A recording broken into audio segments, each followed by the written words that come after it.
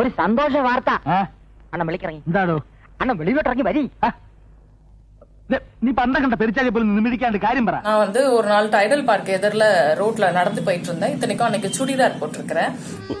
സ്വാഭാവികം. ബ്രാ போட்டிருக்கிறேன். ഇതൊന്നും വെളി പറയരുത് കേട്ടോ, നാണക്കേടാണ്. ஆனா அதையும் மீறி நிப்பிள் வந்து வெளியே தெரிஞ்சிருக்கு. பிகாஸ் ஆர்டினரி ബ്രാ, சாதாரண ബ്രാ. എനിക്കും കറക്റ്റ് ആയിട്ട് മനസ്സിലായിട്ടില്ല. നമുക്ക് അടുത്ത ടോപ്പിക്കിലേക്ക് പോവാം.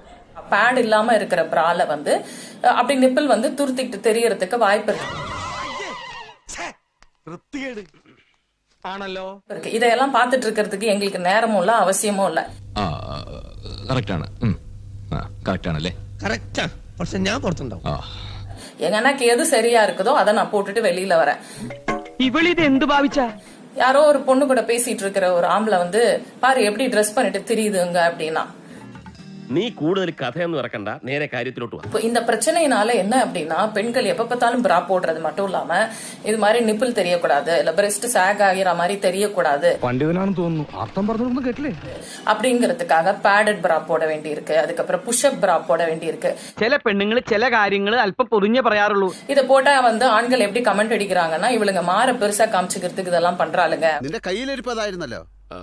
അത് അന്നത്തെ ചോരത്തിളപ്പിന്.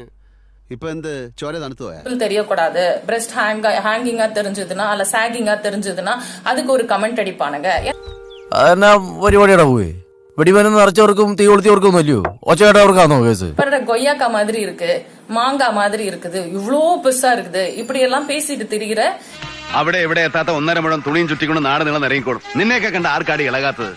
പിന്നെ സ്ത്രീപീഡനൊന്നും ബോർഡ് നോക്കി ആണുങ്ങൾക്കെതിരെ സമര സത്യാഗ്രഹോട്ട് ഇറങ്ങിക്കോളും. சமூகம் தான் இது. சினிமால அவ்வளவு ஜோக்ஸ் இருக்கு என்னோட மாற பத்தி. നേരെ ചെവേ തുണി കൊടുത്ത് നടക്കുവച്ച, ഇല്ലെങ്കിൽ പരുന്നുകാരെ പോകും. உடம்ப காமிச்சிக்கணும், காமிச்சிக்க வேணாம் அப்படிங்கறது எல்லாமே எங்களோட விருப்பத்தை பொறுத்தது. பெஸ்ட்.